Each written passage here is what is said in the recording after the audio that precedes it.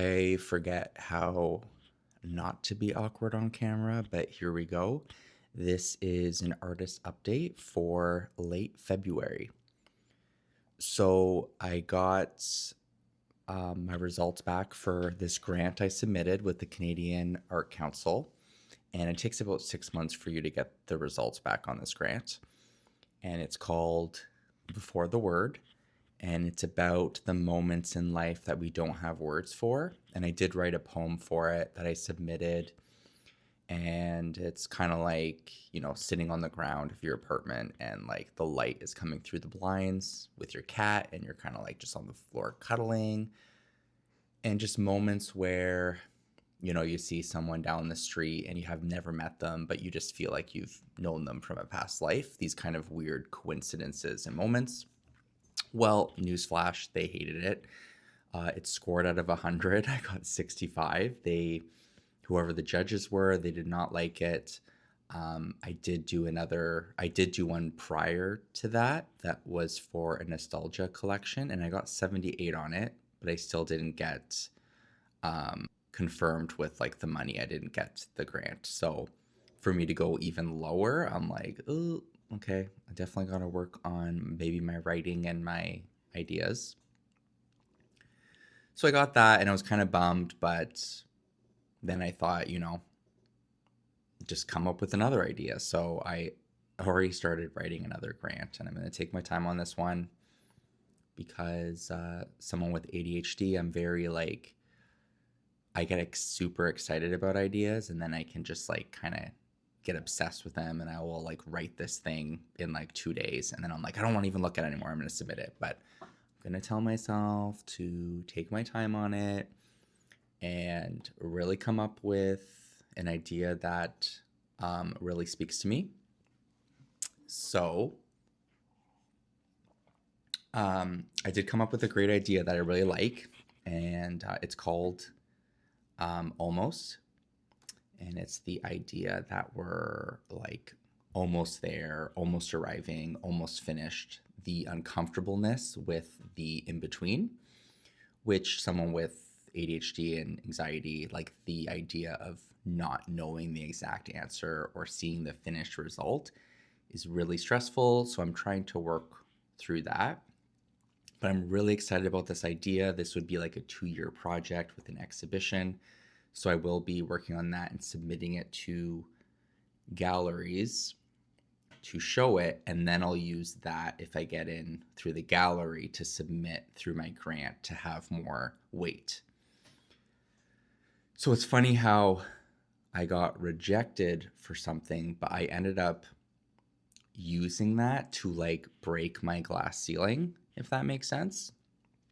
Like I even 6 months ago when I wrote that, I was different than I am now as an artist. Like I feel like my ceiling has broken where I think I can go higher than I did before. Yeah, so I'm working on that. I did make a plan to make $25,000 this year, which I'm at $600 out of the 25,000. And I made a video of it, so I'll link it over here if you wanted to listen to how I'm going to make the 25 grand. But basically, I applied to 3 outdoor art shows, which I haven't heard back yet if I've gotten in. I will later in March. But I'm using those 3 events as to make most of the 25,000. And then I did apply for a public art installation in my hometown of Barrie. They give $5,000 to, I think, 5 artists to create an outdoor installation on patios for restaurants that kind of have to do with Barrie. And the theme was, forget what the theme was, but it was like connection and like the sounds of the city. So I submitted that. And then, yeah, so I'm just doing the 3 art fairs. 2 are in July, and I'm taking like a week off in between. I am going to an art residency in June, which is north of where I live. It's like an hour and a half, and it's a beautiful like Muskoka style cottage, and I get a room and there's breakfast included, and there's be like 6 or 7 other artists there of different modalities. Like there'll be like visual and poets and writers and stuff like that. So I'm super excited for that. So that's my June, that's my July, and then I have the last art show in September. And 2 of these will be in Toronto, which is the biggest city in Canada. Um, and I always try to avoid Toronto because it's very hustle and bustle, but that's where you kind of get in.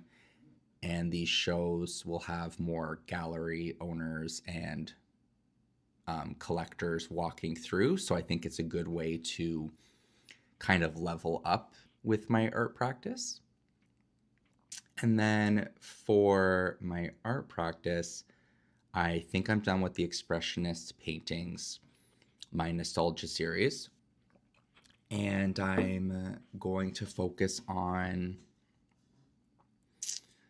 fully abstracted paintings, which are like what I learned first. But I'm finding it really difficult, and I feel a lot of resistance to get into it because it needs to be a slow process. And with these shows coming up, I have this like internal panic I'm kind of going through. But I will be going into the studio today. It's really sunny. I kind of want to go cross country skiing for an hour in my backyard before I go to the studio and try to get some abstract paintings going. And so I have like 7 or 8 expressionist paintings, expressionist abstract paintings. So I'm thinking those could all go to one show. And then I will do full abstract for another show, and I might do full abstract for the last show as well.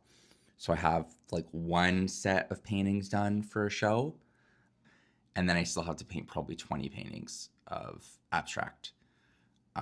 So I'm definitely going to be busy. That's why I've been spending my time on the weekends, but still trying to slow down and allow myself to enjoy some nature in the meantime.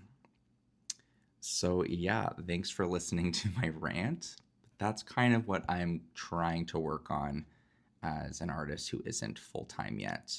But yeah, thanks for watching. Subscribe if you liked this little rant chat. And yeah, follow me on Instagram if you want. Same handle as here, Chris Nelson Studio.